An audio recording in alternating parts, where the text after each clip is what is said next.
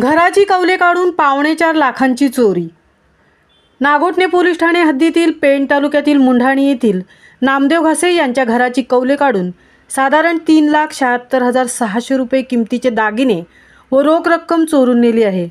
पोलिसांनी दिलेल्या माहितीनुसार मुंढाणी येथील नामदेव हिराजी घासे हे 28 जुलै रोजी सकाळी 6 वाजता ते 30 जुलै दुपारी 2:45च्या दरम्यान नेरूळ येथे आपल्या मुलाकडे राहायला गेले होते।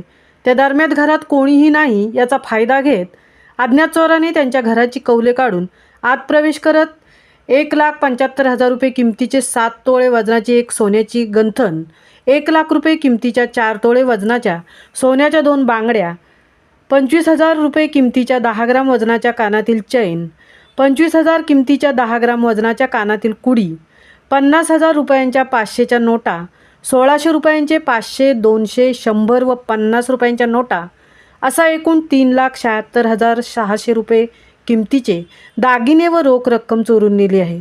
सदरील गुन्ह्याची नोंद नागोठणे पोलीस ठाण्यात करण्यात आली असून पुढील तपास सहाय्यक पोलीस निरीक्षक सचिन कुलकर्णी यांच्या मार्गदर्शनाखाली सहाय्यक पोलीस उपनिरीक्षक प्रमोद कदम करत आहेत। महामुंबईसह तृप्ती भोईर, नागोठणे।